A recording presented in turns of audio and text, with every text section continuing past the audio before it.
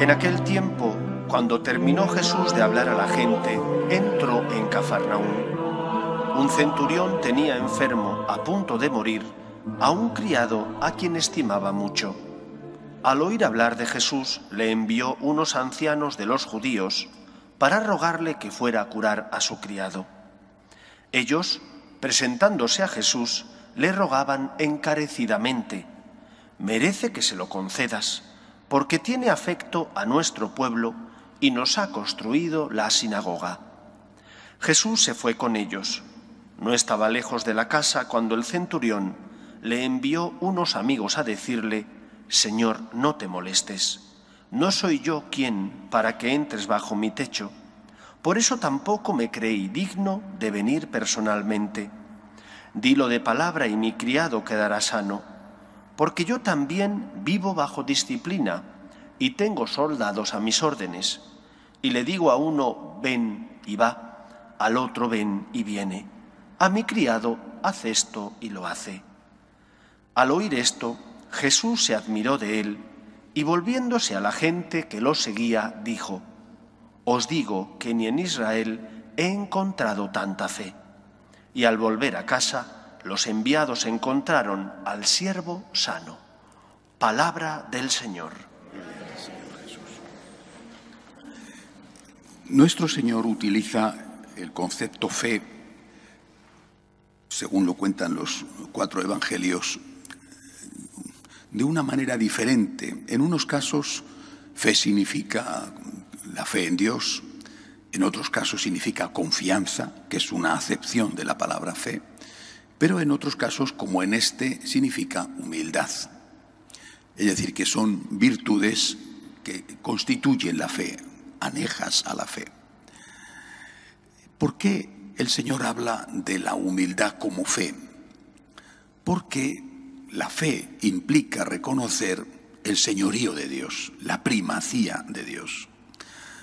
Es decir, la fe implica reconocer que Dios es Dios y que nosotros no somos dioses.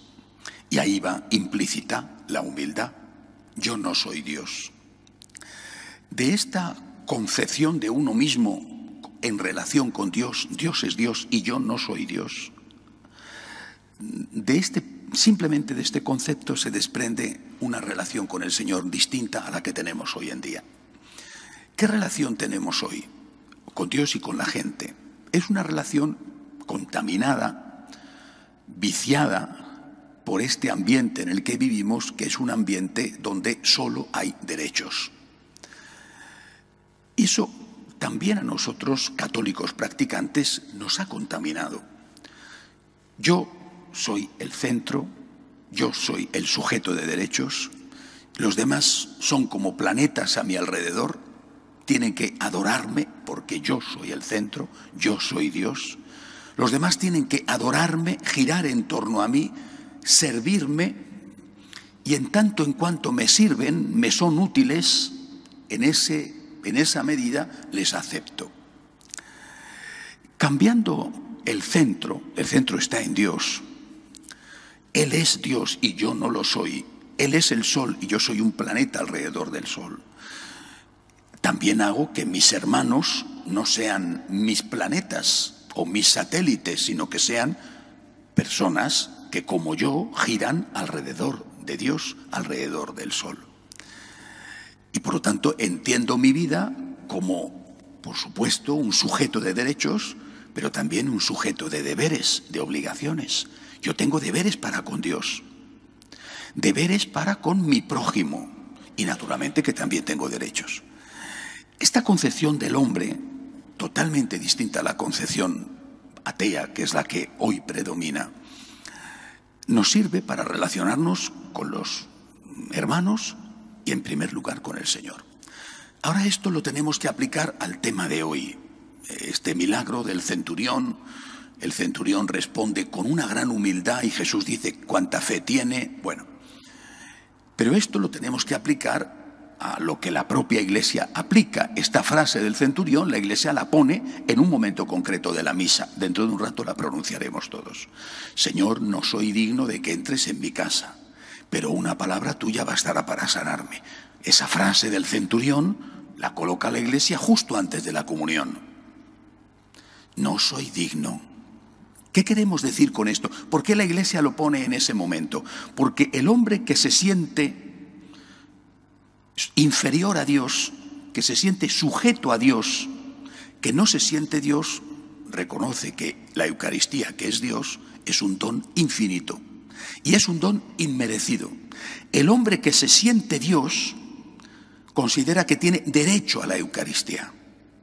El hombre que no se siente Dios, el hombre que tiene verdadera fe, el hombre humilde, dice: yo no merezco ese don. Es maravilloso. Yo no soy quien para eso. ¡Qué cosa tan grande! La Eucaristía. Los ángeles no pueden comulgar. ¡Qué cosa tan maravillosa la Eucaristía! ¡Qué regalo tan grande! Yo no soy digno.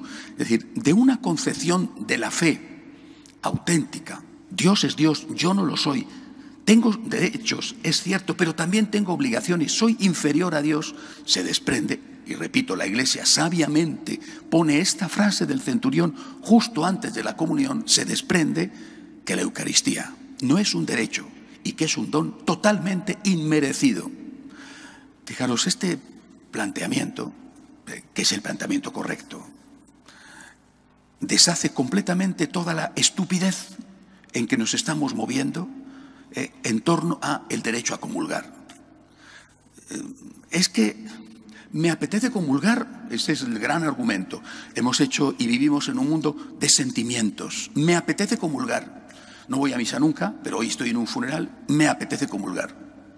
Pero oiga, es que yo no practico, pero hace la comunión mi niño, me apetece comulgar, me apetece.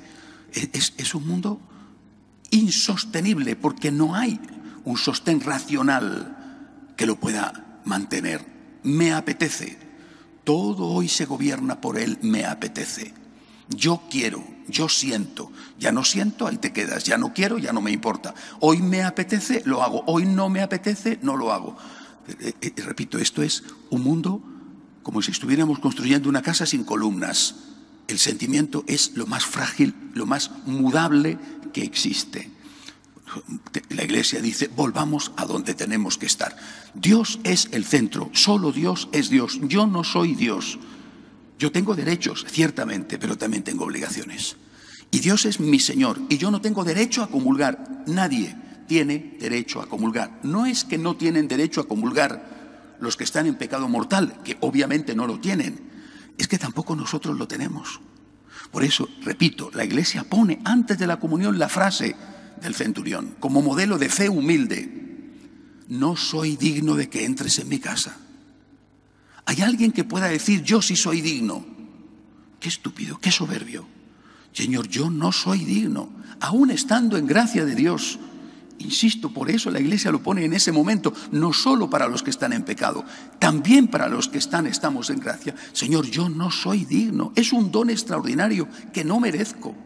No es un derecho la comunión, esto es falso. Repito, esto es la contaminación que se nos pega de este ambiente de donde los derechos es lo único que existe y donde el hombre está endiosado y es el centro de todo. Señor, yo no soy digno de que entres en mi casa, no soy digno. Es tan grande la comunión que yo no soy digno. Y dicho esto, el Señor dice, no yo digo, o el Papa dice, o el obispo dice, sino el Señor dice: tú no eres digno, pero si estás en gracia, te permito que entres. Este estar en gracia no te hace digno, porque nadie es digno de un don tan grande como la comunión. Este estar en gracia hace que el Señor te permita que entres, porque estás en comunión con Él. Estar en gracia que estar en comunión con Dios. Si tú estás en comunión con Dios, puedes culminar la comunión con la Eucaristía, porque estás en comunión. Si estás en pecado, tú has roto, no te has arrepentido, y por lo tanto has roto la comunión con Él. Si has roto la comunión con Él, ¿cómo vas a comulgar si ya la has roto esa comunión? Pero cuando tú estás en gracia, estás en comunión y vas a comulgar, es decir, a llevar esa comunión a la plenitud, eso sigue siendo un don. No podemos decir, por lo tanto, estoy en gracia, tengo derecho a comulgar. Esto es falso. Estoy en gracia. Por gracia de Dios estoy en gracia.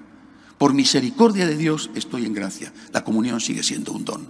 Un don que el Señor me permite, me regala, sin que yo lo merezca. Insisto, si no tenemos esta visión de la realidad, de la relación que debe de haber entre Dios y nosotros, entre nosotros y Dios, todo queda totalmente distorsionado. La humildad, por lo tanto, es la clave. Señor, gracias, no te merezco, no te merezco. Qué don tan grande me haces. Aunque esté en gracia de Dios, no te merezco, Señor. Qué don tan grande me haces. Qué cosa tan grande es la comunión. Repito, en lugar de eso, la comunión se ha convertido en unos en un capricho. Me apetece. Y en otros en una rutina. Estoy en gracia y comulgo. Por favor, comulgar es lo más grande. Tenemos que recogernos. Tenemos que darnos cuenta de lo que significa. El Señor va a entrar en nosotros. Es el Dios de los dioses, es el Señor de los señores, es el Todopoderoso, que en un infinito acto de amor inmerecido tiene a bien entrar en tu casa de un pobre pecador, que aunque esté en gracia sigue siendo un pobre pecador. Y nosotros, pobres pecadores, tenemos que caer de rodillas delante de Él a decirle, no te merezco. Como Santa Isabel ante la Virgen. ¿Cómo es posible que venga a mí la madre de mi Señor? ¿Cómo es posible que tú, Dios Todopoderoso, quieras entrar en este miserable pecador? ¡Qué don tan grande y tan maravilloso! Gracias, Señor. Solo así, unos no comulgarán, pero desearán comulgar y terminarán por comulgar porque quitarán los obstáculos. Y los otros nos daremos cuenta de la grandeza de la comunión y dejaremos de hacer la comunión como una rutina.